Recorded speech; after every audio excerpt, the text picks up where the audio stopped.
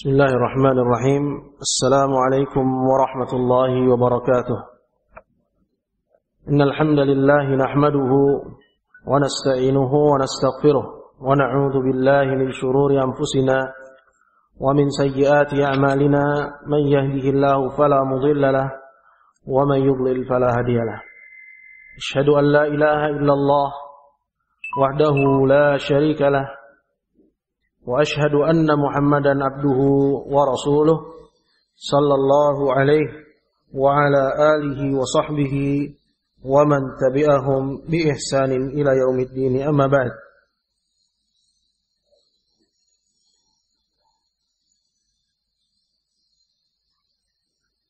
Hadirin kaum muslimin, saudara-saudaraku yang saya hormati dan saya muliakan. Pada pertemuan yang lalu dari pembacaan kitab Mufidul Mustafid telah kita singgung ad-dalil ats-tsani, yaitu dalil yang kedua, di mana al-muallif yaitu Syekh Muhammad bin Abdul Wahhab, beliau berdalil dengan perkataan Syekhul Islam Ibnu Taimiyah, di mana Syekhul Islam rahimahullah yara, yaitu berpendapat akan adanya takfirul muayyan. Dan telah kita singgung pada pertemuan yang sebelumnya ad-dalil al-awwal, itu dalil yang pertama dari perkataan Syekhul Islam. Kan tapi penting untuk kita pahami di sini akan satu perkara, bahwa pembahasan kita itu berkenaan dengan apakah Syekhul Islam Ibnu Taimiyah berpendapat akan adanya takfir muayyan seperti yang diklaim oleh al-muallif, oleh Syekh Muhammad bin Abdul Wahhab, ataukah Syekhul Islam Ibnu Taimiyah tidak berpendapat adanya takfir muayyan seperti yang diklaim oleh orang-orang yang menyelisihi al-muallif. Nah, di sini pembahasannya. Ya. Adapun yang berkenaan dengan yang dinamakan dalil bagi kita, itu bukan perkataan Syekhul Islam. Itu perlu dipahami itu. Perkataan Syekhul Islam bukan dalil. Ya enggak? Apa perkataan Syekh Muhammad bin Abdul Wahhab dalil? Apa perkataan Imam Syafi'i dalil? Apa perkataan Imam Ahmad itu dalil? Kamal jawab, bukan. Dalil itu adalah Al-Quran, As-Sunnah, dan ijma'. Jelas ya? Cuman pembahasannya di sini adalah mendudukkan perkataan alim, mendudukkan perkataan Syekhul Islam. Apakah Syekhul Islam berpendapat begini, atau yang benar pendapat Syekh Islam itu begitu? Nah, setelah hal ini dibahas, misalnya di tahrir, diberi kesimpulan yang benar bahwa Syekhul Islam berpendapat A misalnya. Ini pendapat Syekhul Islam. Baru kemudian pendapat dia didudukkan dengan dalil. Benar gak pendapat dia sesuai dengan Quran, Sunnah, dan ijma'? Gitu. Nah, itu metode ilmiah. Ya. Maksud saya di sini saya tekankan hal ini agar jangan sampai ada orang mengira bahwa perkataan alim itu dalil. Ya, bahwa perkataan alim itu bukan dalil, melainkan perkataan alim itu adalah sarana untuk memahami dalil. Pemahaman salaf, ya, itu adalah sarana untuk kita perkataan salaf. Begitu juga dia merupakan sarana untuk memahami dalil. Ya, jalan untuk memahami dalil. Ya, jadi seperti yang dijelaskan oleh para ulama, kalamus salaf yusta'nas. Ya, dijadikan sebagai bingkai seorang muslim dalam memahami dalil, sehingga pemahamannya terhadap Al-Quran dan Sunnah itu tidak keluar dari bingkai pemahaman salaf dan tidak keluar dari bingkai pemahaman al-ulama. Adapun perkataan ulama itu dalil, berarti kita telah ya menetapkan dalil baru dalam Islam. Berarti sedangkan yang diakui oleh ulama Islam secara sepakat itu Quran, Sunnah, dan Ijma. Ada kias, jumhur menetapkan kias sebagai dalil. Kalau ada yang menetapkan tambahan lain dari yang 4, berarti dia mendatangkan suatu hal yang baru. Berarti dia telah mendatangkan suatu hal yang baru. Dia katakan kalam alim fulan dalil. Perkataan alim fulan misalnya itu adalah dalil. Nah, ini berarti mendatangkan suatu hal yang baru yang tidak dikenal sebelumnya oleh para ulama Islam. Tapi di sini yang kita bahas adalah apa yang benar dari pendapat Syekhul Islam. Syekhul Islam berpendapat begini atau pendapat begitu. Ya, jadi kita harus pahami konteksnya di sini. Nah, kemarin telah kita bahas dalil awal. Dalil yang pertama, dan telah kita jelaskan bahwa perkataan Syekhul Islam ya yang dijadikan sebagai dalil yang pertama oleh al-muallif, oleh Syekh Muhammad, bahwa Syekhul Islam Ibnu Taimiyah itu mengkafirkan dengan ta'yin. Telah kita jelaskan bahwa perkataan Syekhul Islam itu lebih tepat untuk dikatakan ya itu untuk takfir yang bentuknya mutlak. Ya, untuk takfir yang bentuknya mutlak. Nah, sekarang kita akan bahas dalil tsani, dalil yang kedua. Dan setelah beliau menerangkan, dalil yang kedua ini juga diambil dari kitab yang sama, yaitu kitab Iqtida' Shiratal Mustaqim, di mana di kitab tersebut Syekhul Islam menerangkan tentang hukum at-tashabbuh ya, atau musyabahah dengan orang-orang kafir. Setelah beliau menerangkan tentang apa yang kemarin kita baca ya, yang berkenaan dengan 3 taghut besar yang ada di Mekah masa Nabi sallallahu alaihi wasallam, yaitu Lata, Uzza, dan Manat, dan asal usulnya. Kemudian beliau menyebutkan juga hal yang berkaitan dengan satu kisah ketika para sahabat bepergian bersama Nabi, kemudian melihat sebuah pohon sidr, di mana di pohon itu orang-orang kafir biasa menggantungkan senjata-senjata mereka, meminta berkah biar menang dalam peperangan. Kemudian sahabat ini minta dibikinin seperti apa yang dimiliki oleh orang kafir. Kemudian Nabi SAW mengingkari. Ya. Kemudian beliau menyingkronkan apa yang ada di zaman Nabi dengan apa yang ada di zaman sekarang. Beliau bilang, "Famin dzalika iddatu amkinat bi Dimashq." Yang seperti itu juga ada di zaman sekarang. Beberapa tempat di Damaskus, di sana ada masjid yang disebut dengan Masjid Kaf. Di situ terdapat berhala ya berupa telapak. Katanya itu adalah telapaknya Ali bin Abi Thalib. Sampai Allah Azza wa Jal musnahkan berhala itu.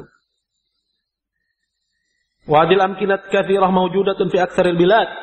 Dan tempat-tempat seperti ini, kata beliau, banyak terdapat ya di banyak negeri-negeri Islam, dan di Hijaz ada di beberapa tempat.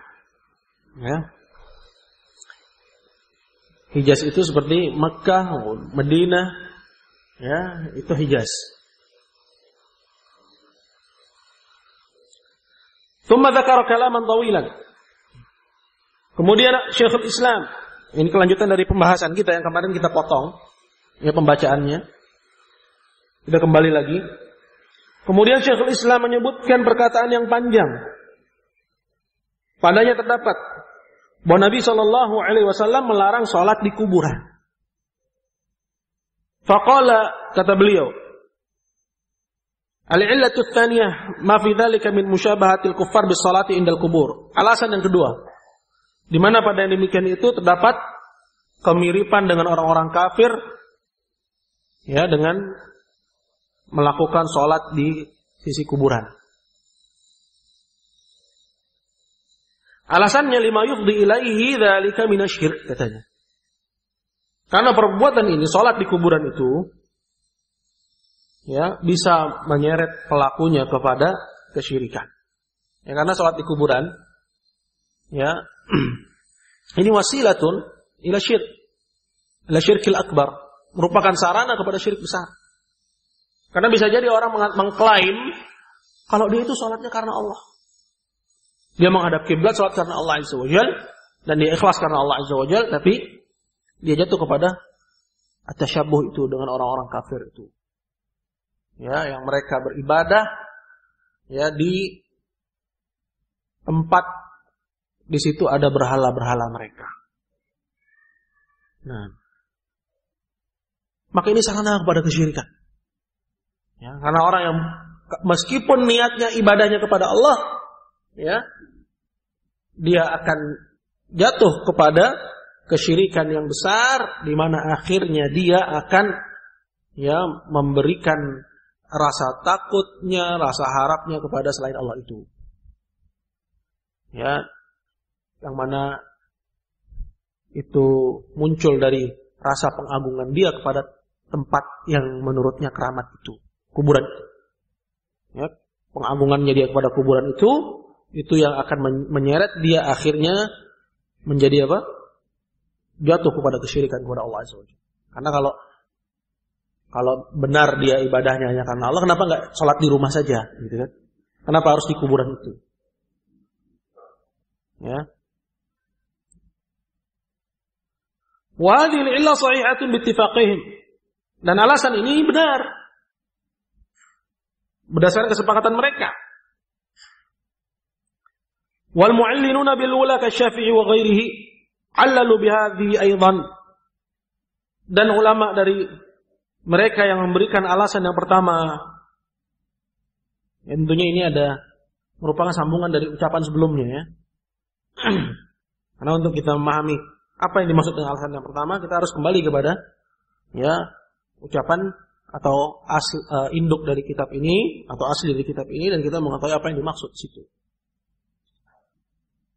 Nah, tapi di sini yang ingin disampaikan oleh al-muallif adalah hal yang berkaitan dengan yang kita bahas.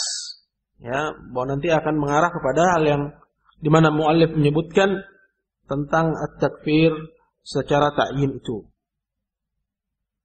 Kata beliau, mereka ini seperti Imam Syafi'i dan yang lainnya. Allalu bihadhihi aidan. Mereka menyebutkan alasan ini juga. Wa karihu dzalika lima fihi minal fitnah, dan membenci perbuatan ini. Itu salat di kuburan itu. Ya, orang datang ke kuburan salat bukan kepada kuburan tapi salatnya untuk Allah, tapi enggak disukai. Kenapa? Karena ini bisa mengantarkan kepada kesyirikan. Ini alasan.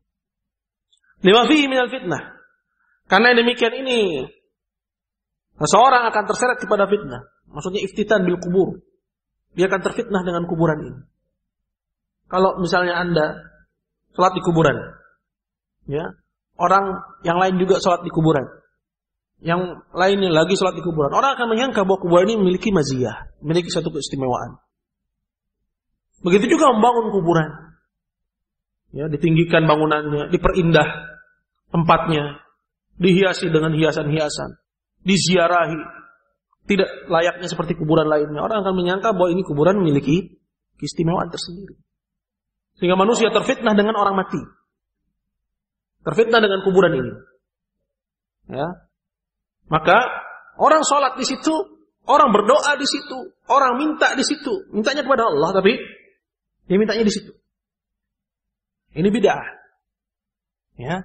Kalau diikuti dengan keyakinan bahwa ya, si penghuni kubur ini bisa menyampaikan hajatnya kepada Allah Azza wa Jalla, maka ini masuk ke dalam ranah kesyirikan kepada Allah. Nah, ini yang dimaksud bahwa orang akan terfitnah. Ya, menyangka bahwa tempat itu mengandung maziyah, mengandung keistimewaan.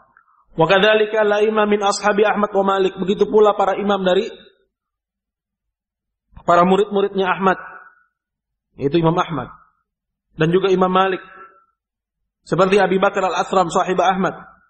Abi Bakar al-Athram ini muridnya Imam Ahmad. wa ghairihi, dan selain beliau, wa 'allalu bihadhihi ats-tsaniyah aidan, seluruhnya mereka menyebutkan alasan yang kedua ini. Ya, dilarangnya salat di kuburan, alasannya apa? Karena bisa mengantarkan kepada kesyirikan. Nah, tapi kita harus pahami surahnya. Boleh seperti ini mengantarkan kepada kesyirikan, surahnya atau gambarannya itu kalau dia sholat di tempat itu karena Allah. Tapi kalau dia sholat di tempat itu karena si penghuni kubur, bukan mengantarkan kepada kesyirikan, bahkan itu kesyirikan itu sendiri. Ya, beda masalahnya. Selanjutnya, waqad qala ta'ala, dan Allah Ta'ala telah berfirman, wa qalu la tadharunna alihatakum wa la tadharunna waddan wa la suwa'a wa la yaghutha wa ya'uqa wa nasra. Dan mereka berkata, maksudnya kaumnya Nuh. Ya. Mereka saling berkata sesama mereka, jangan kalian tinggalkan sesembahan-sembahan kalian, jangan kalian tinggalkan Wad, dan jangan pula Suwa', dan jangan pula Yaghuth, Ya'uq, dan juga Nasra. Ini 5 sesembahan yang ada di zaman Nabi Allah Nuh, yang diibadahi oleh kaumnya Nuh. Ya, Nuh datang memperingatkan mereka untuk tinggalkan ini. Dan mereka saling mewasiatkan untuk jangan tinggalkan sesembahan kalian. Dzakara Ibnu Abbas wa ghairuhu minas salaf. Al-Imam atau Ibnu Abbas radhiyallahu taala anhuma dan yang lainnya menyebutkan, anna hadhihi asma' rijalin salihin. Bolima nama ini Wat, Suwa, Ya'uq, Yaghuth, Ya'uq, dan Nasr. Ini adalah nama-nama bagi orang-orang soleh. Kanu fi qaumi Nuh, yang mereka itu berada pada kaumnya Nuh. Itu hidup di zamannya Nabi Allah Nuh. Falamma matu akafu ala kuburihim. Ketika orang-orang soleh ini wafat, mereka pun i'tikaf di kuburannya orang-orang soleh tersebut. Ya, i'tikaf adalah luzumus syai'. Dikit-dikit ke situ, dikit-dikit ke situ, seperti yang terjadi pada sebagian kuburan tokoh-tokoh Islam sekarang. Ya. Kuburannya Kiai Haji Abdurrahman Wahid, ya, yang sering didatangi, sering dikunjungi, dikit-dikit ke sana, orang mau ujian ke sana, selesai ujian ke sana. Ini yang naik pangkat ke sana, mau dilengser pun ke sana. Ya. Nah, itu contoh. Dan yang seperti ini di negeri kita itu banyak. Yang seperti ini di negeri kita ada banyak. Ya, ada di tempat kita di ibu kota ini ada beberapa. Falamma matu akafu ala quburihim wa sawwaru tamathilahum. Maka ketika orang-orang saleh ini wafat, orang-orang saleh dari kaum Nuh itu wafat, mereka pun iktikaf di kuburan-kuburan orang saleh tersebut. Wasawwaru tamathilahum, dan dibuatlah patung-patung mereka. Tadinya kuburan, besoknya dibikin patungnya. Ya, Wat dibikin pula patungnya Suwa', dibikin patungnya Yaghuth, Ya'uq, dan Nasr. Tadinya kuburan dibikin patungnya Soekarno, dibikin patungnya Sudirman. Ya, ini. Thumma tala 'alaihimul amad fa'abaduhum. Pada awalnya nggak ada ibadah itu, cuman untuk mengenang jasa pahlawan, mengenang jasa orang soleh, agar seorang timbul rasa patriotismenya ketika melihatnya, agar seorang timbul rasa cinta kepada ibadahnya kalau itu orang soleh, sehingga giat dalam beribadah. Ini talbis dari syaitan. Ya. Jerat-jerat syaitan. Dia nggak langsung bilang sembah orang soleh itu, nggak mungkin, langsung ditolak. Ya, seketika itu pun juga, ya, orang-orang yang mengerti akan menolaknya kalau caranya begitu. Tapi syaitan punya cara lain. Pelan-pelan dibawa hingga akhirnya, ya, patung-patung itu pun dianggap suatu hal yang legal, dianggap suatu hal yang boleh, ya, sebagai penghias taman. Ya, sebagai penghias pintu gerbang sebuah perumahan misalnya. Sekarang banyak perumahan-perumahan Itu patung semua isinya. Ya, masuk udah patung, kanan kiri patung. Ini tamathil. Semuanya ini adalah ya disebut sebagai tamathil, yaitu ya berhala-berhala. Kalaupun katanya itu hanya seni, akan tetapi itu seni yang dilarang dalam Islam. Ya. Famatala alaihim ulamat fa'abaduhum. Lalu akhirnya mereka pun dari tadinya enggak ibadah kepada patung itu, akhirnya mereka pun beribadah kepada patung. Ya. Beribadah kepada patung. Tapi bukan dalam bentuk meyakini bahwa patung itu bisa memberi manfaat atau memudaratkan, tidak. Bukan dalam bentuk meyakini bahwa patung itu bisa menciptakan, bisa memberi rizki atau menahannya, tidak. Tapi dalam bentuk bahwa ibadah mereka di sisi patung itu lebih didengar oleh Allah. Bahwa si patung ini bisa menyampaikan hajat-hajatnya kepada Allah Azza wa Jalla. Mereka pun menggantungkan rasa harap dan cemasnya kepada patung yang asalnya orang soleh tadi ini, gitu. Waqad dzakara hadzal Bukhari fi sahihi. Dan asar ini telah disebutkan oleh Imam Bukhari ya secara muallaq dari jalannya Atha dari Ibnu Abbas radhiyallahu taala anhuma. Dan juga diriwayatkan oleh Imam Ibnu Jarir dan juga disebutkan oleh Imam Suyuti dalam Ad-Durr al-Manthur dari sekelompok ulama salaf. Seperti apa yang disebutkan mirip dengan apa yang disebutkan oleh Ibnu Abbas radhiyallahu taala anhuma, dan athar ini disahihkan oleh Allamah Al-Albani rahimahullahu taala pada beberapa kitab beliau. Seperti misalnya kitab beliau Tahdhirus Sajid, ya, larangan untuk membangun kuburan. Allahu a'lam apakah buku ini sudah diterjemahkan atau tidak. Dan yang lainnya. Itu takhrij dari hadis atau dari athar ini. Jadi athar ini ya athar yang sahih. Wa ahlu tafsir kabni Jarir wa ghairihi, dan juga disebutkan oleh ahlu tafsir seperti Al-Imam Ibnu Jarir ya, dikenal dengan tafsir At-Tabari dan yang lainnya, dan juga ashabu qisasil anbiya, para penulis kisah-kisah para nabi seperti misalnya Al-Wathimah dan yang lainnya. Nah ini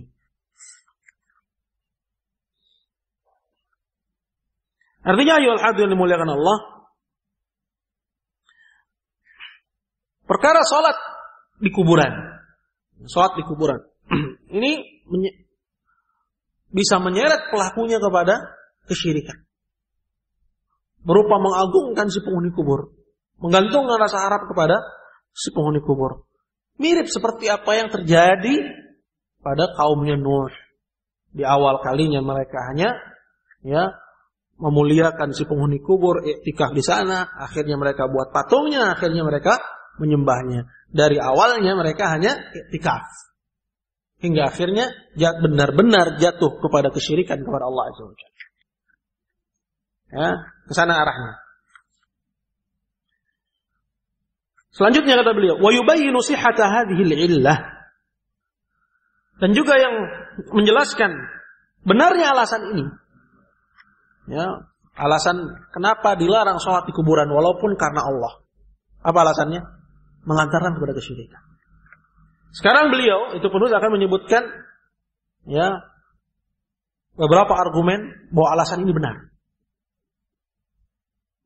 Kata beliau, "Annahu sallallahu alaihi wasallam la'ana man yattakhidha qubur al-anbiya masajid." Bahwasanya Rasulullah sallallahu alaihi wasallam dia telah melaknat orang yang menjadikan kuburan-kuburan Nabi itu sebagai masjid. Dalam sebuah hadis Nabi mengatakan, "La'natullahi 'alal yahud wan nasara ittakhadhu qubur anbiya'ihim masajid." Allah melaknat orang Yahudi dan Nasrani. Mereka menjadikan kuburan para nabi mereka sebagai masjid. Memangnya kenapa sih menjadikan kuburan sebagai masjid? Kenapa dilarang? Alasannya sama tadi. Karena itu akan menyeret pelakunya atau orang-orang kepada apa? Kepada kesyirikan. Wa ma'lumun anna quburul anbiya la tumbash wa la yakunu turabu najisan. Dan telah dimaklumi bahwasanya kuburan para nabi itu tidak bisa dipindah. La tumbash, Wala yakunu turabuha najisan, dan tanahnya pun juga tidak najis. Artinya dilarangnya membangun kuburan di atas masjid bukan karena kuburan itu najis. Masjid kan harus suci gitu kan. Mungkin ada orang mengira dilarang, nggak boleh bangun masjid di atas kuburan karena kuburan itu najis. Bukan karena alasan ini. Gitu. Melainkan alasannya apa? Takutnya iftitan tadi. Takutnya fitnah tadi.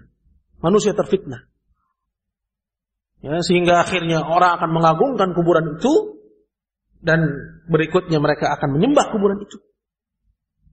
Ya, karena awal mula kesyirikan ini itu disebabkan karena fitnah apa? Manusia terfitnah dengan kuburan orang-orang saleh. Jelas? Makanya syariat Nabi sallallahu alaihi wasallam mencegah, menutup jalan ini, menutup celah ini. Wa qala sallallahu alaihi wasallam an nafsihi, dan Nabi berkata tentang dirinya, Allahumma la taj'al qabri watanan yu'bad. Ya Allah, jangan kau jadikan kuburanku sebagai berhala yang diibadahi. Artinya di satu sisi beliau melarang dengan menyebutkan laknat bagi mereka yang menjadikan kuburan para nabinya sebagai masjid. Ini berlaku umum. Masuk di situ Yahudi, masuk juga orang Nasrani, masuk juga orang-orang Islam yang menjadikan kuburan sebagai masjid. Dapat laknat dari Nabi sallallahu alaihi wasallam. Berkenaan dengan kuburannya sendiri, Nabi juga punya perkataan khusus. Ya Allah, jangan kau jadikan kuburanku sebagai berhala yang diibadahi. Artinya apa? Bahwa dari dua sisi ini mendukung bahwa hadhil illah sahihah. Bahwa alasan ini, ya, dilarangnya sholat di kuburan itu dikarenakan dikhawatirkannya kesyirikan, itu adalah alasan yang benar. Kenapa? Karena didukung dengan dalil-dalil yang lain. Nabi melaknat orang yang membangun masjid di atas kuburan. Ya, semua karena alasan.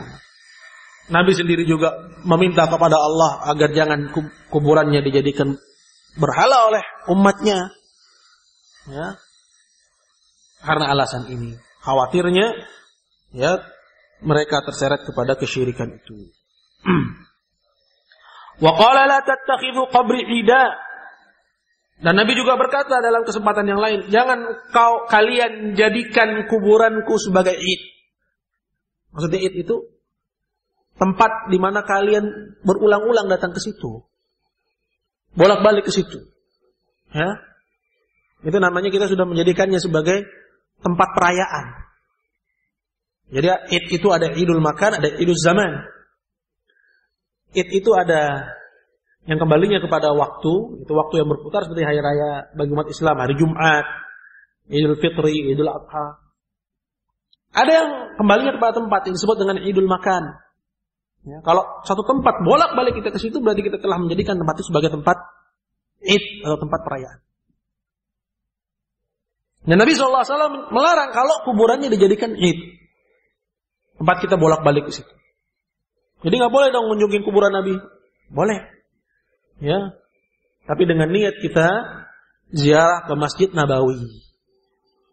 Kemudian setelah itu baru kita ziarah ke Masjid Nabi ke kuburan Nabi sallallahu alaihi wasallam. Adapun menyengaja dari ya negeri kita untuk menempuh perjalanan dengan niat mengunjungi kuburan Nabi, ini tidak ada contohnya. Melainkan syaddur rihal, menempuh perjalanan panjang di atas keyakinan adanya keutamaan pada satu tempat, itu hanya boleh pada 3 tempat. Gitu. Masjidil Haram, Masjid Nabawi sama Masjidil Aqsa. Adapun selain itu termasuk kuburan Nabi, nggak boleh kita menyengaja mendatangi tempat itu karena adanya fadilah tempat itu. Gitu. Jadi menziarahi kuburan Nabi sallallahu alaihi wasallam itu hanya tabi'. Hanya sifatnya ngikut sama niat yang menjadi pokok dari perjalanan kita, yaitu apa? Ziarah Masjid Nabawi. Seperti itu. Nah, dari dalil ini ayyuhal ikhwah, ya, menunjukkan bahwa ya, alasan khawatirnya Nabi umatnya terfitnah, ya, sehingga adanya larangan-larangan ini. Itu merupakan alasan yang benar, yang juga mendukung dalam pembahasan yang tadi disebutkan, yaitu larangan sholat di kuburan. Baik. Selanjutnya kata beliau, fa'ulima anna nahyahu an dzalika min jinsi nahyihi 'anis salat 'inda tulu'i syamsi wa 'inda ghurubiha. Maka diketahui pula lah, kata beliau, ya, bahwa larangan beliau, itu larangan Nabi dari yang demikian ini. Seperti apa misalnya? Larangan sholat di kuburan. Larangan yang juga disebutkan juga menjadikan kuburan sebagai masjid. Apalagi? Larangan ya menjadikan kuburan Nabi sebagai id. Ya, ini semua alasannya satu tadi. Dikatakan kata beliau, bahwa larangan beliau dari yang demikian ini sama dan serupa dengan larangan Nabi dari sholat ketika matahari terbit dan ketika tenggelamnya. Ingat hadis di awal pembahasan itu, hadisnya siapa? Hadisnya Amr bin Abbasah. Ya, itu ketika Amr bertanya kepada Rasulullah tentang syariat Islam, kemudian minta diajarkan tentang sholat, diajarkan oleh Nabi SAW sholat dan dikasih tahu tentang waktu-waktunya. Sholat pada waktu ini, jangan sholat pada waktu ini. Sholat pada waktu ini, tapi waktu ini jangan kamu sholat. Ketika matahari terbit, jangan kamu sholat, karena ketika itu dia terbit, ya, apa kata Rasulullah SAW? Ya, di antara dua tanduk syaitan, dan ketika itu orang-orang kafir sujud kepadanya. Artinya, larangannya, ya, itu bersumber dari satu alasan. Apa itu? Agar jangan kita mirip sama orang-orang kafir. Itu. Faulima anna nahyahu an dzalika min jinsi nahyi 'anis salat inda tulu'i syamsi wa inda ghurubiha. Maka diketahuilah dari sini, dari uraian ini, bahwa larangan beliau dari perkara-perkara ini semua itu serupa dan semisal dengan larangan beliau dari salat ketika terbitnya matahari dan ketika tenggelamnya. Li'anna al-kuffara yasjuduna lisyamsi hina idzin. Karena pada waktu itu ketika matahari terbit dan ketika matahari tenggelam, orang-orang kafir sujud kepada matahari pada waktu itu. Fasaddad dzari'ata wa hasama al-maddata bi alla yusalla fi hadhihi sa'ah. Maka Nabi pun menutup celah dan menghalangi jalan kepada apa? Kesyirikan. Menutup celah itu. Bi alla yusalla fi hadhihi sa'ah, agar jangan ada seorang pun yang salat pada waktu ini. Wa in kana al-musalli la yusalli illa lillah. Meskipun orang yang salat bisa saja dia salat hanya karena Allah. Kenapa sih enggak boleh salatnya kan karena Allah? Gitu kan? Hasamal maddah, ditutup celah. Ditutup pintu fitnah. Agar jangan sampai ya dia terseret kepada kesyirikan, terseret kepada ya kekufuran kepada Allah Azza wa Jalla dengan meniru-niru orang-orang kafir dalam ibadahnya. Ditutup celahnya. Wa in kana al-musalli la yusalli illa lillah. Meskipun orang yang salat itu tidak salat kecuali kepada Allah. Wa la yad'u illa Allah, dan tidak meminta kecuali kepada Allah. Wa kadzalika nahyu an ittikhadil qubur masajid.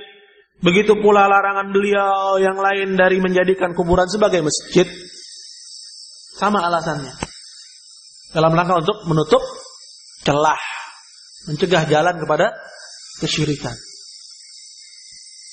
Menjadikan kuburan sebagai masjid itu ada beberapa bentuk. Membangunnya, ada kuburan kita bangun, menjadikan kuburan sebagai masjid. Ya.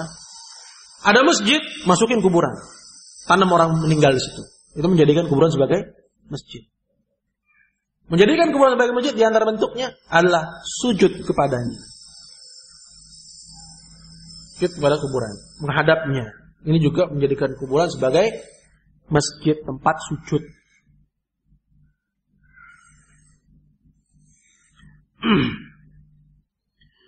Li'alla yufdi dzalika ila du'a'i was-salati laha, agar jangan yang demikian itu. Kata beliau, wa in kana al-musalli indaha la yusalli illa lillah. Meskipun orang yang salat di kuburan ya di masjid, ya, karena bentuknya tadi saya sebutkan, menjadikan kuburan sebagai masjid, membangun masjid di atas kuburan, atau memasukkan kuburan ke masjid atau sholat di kuburan. Wa in kana al-musalli 'inda la yusalli illa lillah, meskipun orang yang sholat di situ, ya, dia tidak sholat kecuali kepada Allah. Sholat saya kan karena Allah, bukan karena si penghuni kubur. Tetap dilarang oleh Nabi sallallahu alaihi wasallam dalam rangka menutup celah tadi. Wala yadu illallah, dan tidak menyuruh kecuali kepada Allah. Maksudnya ketika dia berdoa, saya kan berdoanya karena Allah. Saya cuma minta kepada Allah, tapi dilarang itu. Kenapa? Agar jangan sampai menyeretnya kepada kesyirikan dalam agama kita. Wa kilal amrayni qad waqa', dan dua perkara ini, ya, yaitu menjadikan kuburan sebagai masjid, ya, sholat di kuburan dan juga berdoa di kuburan, itu telah terjadi. Telah terjadi. Nah, ini dikatakan oleh Syekhul Islam di zaman dia bicara tentang zamannya. Dan terus sampai di zaman kita sekarang kita masih melihat orang-orang yang sholat di kuburan, ya, karena keyakinan akan utamaan kuburan itu, dan orang-orang yang berdoa di kuburan. Ya, di Cipatujah itu ada itu, kuburan yang juga diibadahi selain Allah Azza wa Jalla. Bahkan orang-orang pergi haji ke sana. Nah,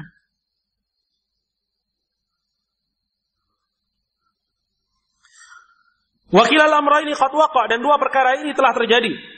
Fa inna minan nasi man yasjudu lisyamsi, karena di antara manusia ada yang sujud kepada matahari, wa ghairiha minal kawakib wa yad'u laha bi anwa'il adiyah. Karena di antara manusia ada yang mereka sujud kepada matahari dan yang lainnya dari bintang-bintang, dan menyerunya dengan berbagai macam bentuk doa-doa. Jadi ada orang-orang yang mereka kesyirikannya itu mirip dengan, ya, kuburiyin di zaman orang musyrikin di zaman Rasulullah sallallahu alaihi wasallam. Ya. Dan di antara mereka ada yang beribadah seperti di zamannya Nabi Allah Ibrahim, yang beribadah kepada bintang-bintang, pada matahari, pada bintang fulan.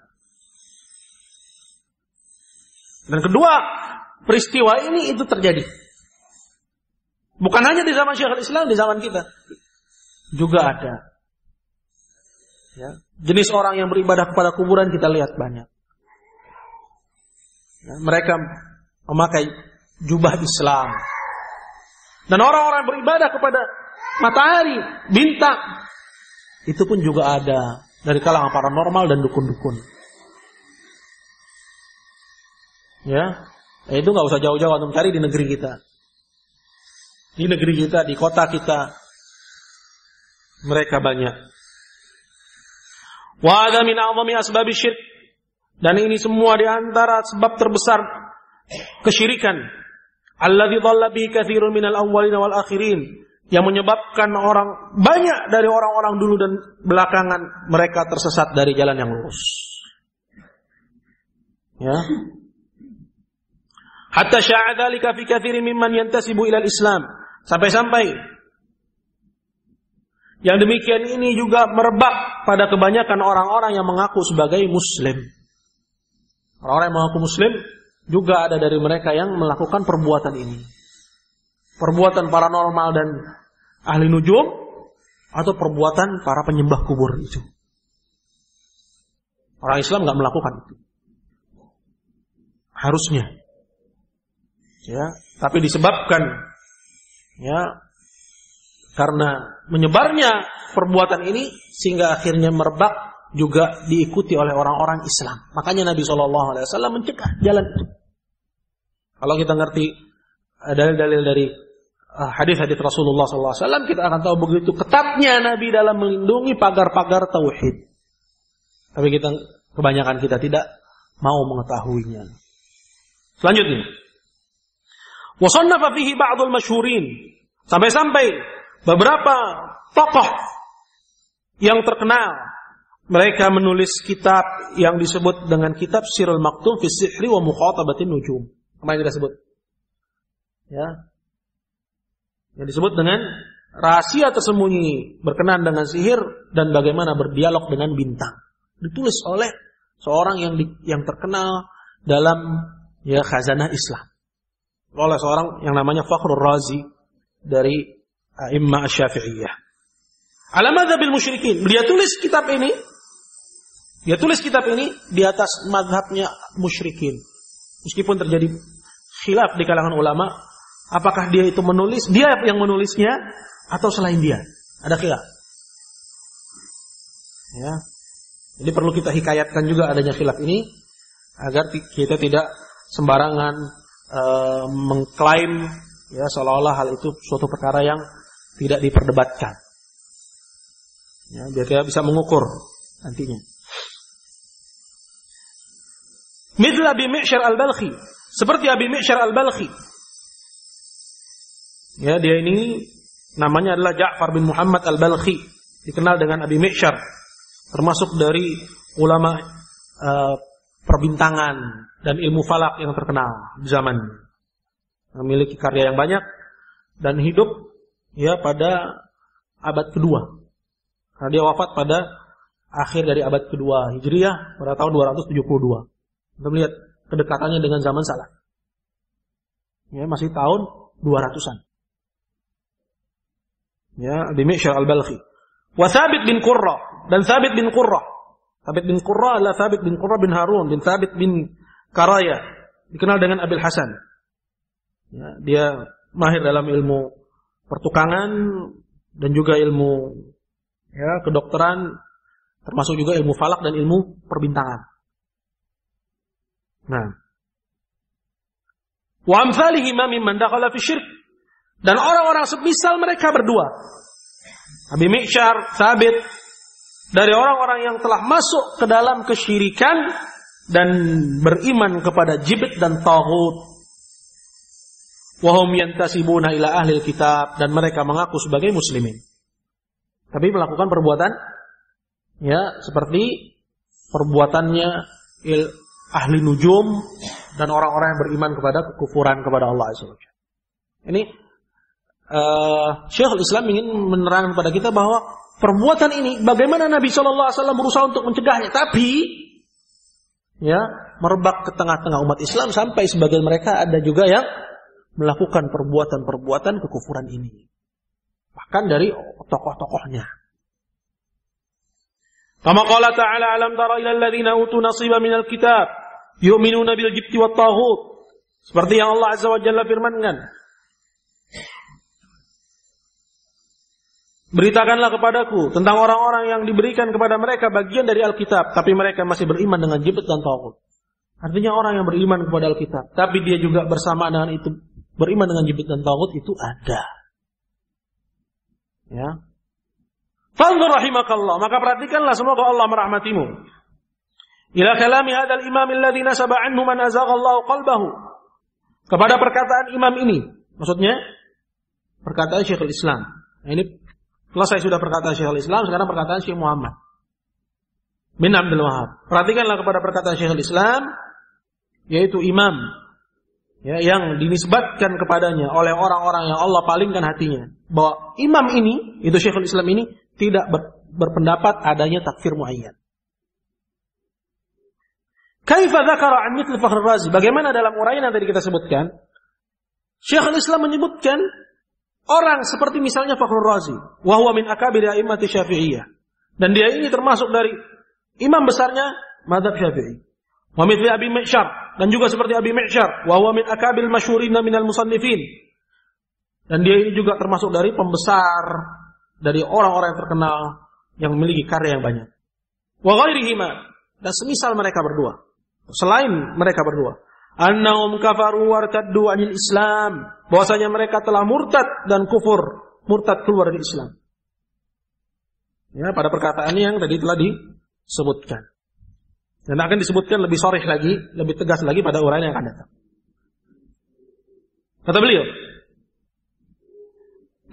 wal fakhr, sedangkan fakhr ini, itu Fakhr Razi, walladzi dzakarahu asy-syekh fi raddi 'ala al-mutakallimin, dialah orangnya yang disebutkan oleh Syekhul Islam dalam bantahannya kepada ahli kalam, lamma dzakara tasnifahu alladzi dzukira huna, ketika Syekhul Islam menyebutkan karyanya dia, itu karyanya Syekh Fakhrul Razi, yang beliau sebutkan di sini, itu kitab Sirrul Maktum tadi. Ya, rahasia yang tersembunyi, ya, berkenaan dengan ilmu sihir dan bagaimana berdialog dengan bintang. Syekhul Islam berkata tentang Fakhrul Razi, wa hadhihi riddatun 'anil Islam bittifaqil muslimin. Dan ini yaitu menulis buku seperti ini. Ya, melegalkan ajaran seperti ini.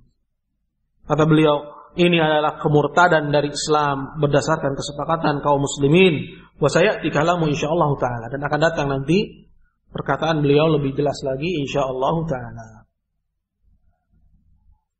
Nah, selesai sudah pembahasan kita. Ya, kita berhenti pada permasalahan yang sama dengan permasalahan yang kemarin kita berhenti di situ juga. Cuman yang kemarin kan saya ringkas. Ada yang saya ringkas, sekarang saya baca semua. Insyaallah kita lanjutkan kembali insyaallah pada pekan yang akan datang. Semoga Allah Azza wa Jalla memberikan istiqomahan kepada kita dan menganugerahkan kepada kita ilmu yang bermanfaat dan amal yang saleh. Innahu waliyyu dzalika wal qadiru alaih. Kita cukupkan sampai di sini. Subhanakallahumma bihamdika asyhadu an la ilaha illa anta astaghfiruka wa atubu ilaik. Assalamualaikum warahmatullahi wabarakatuh.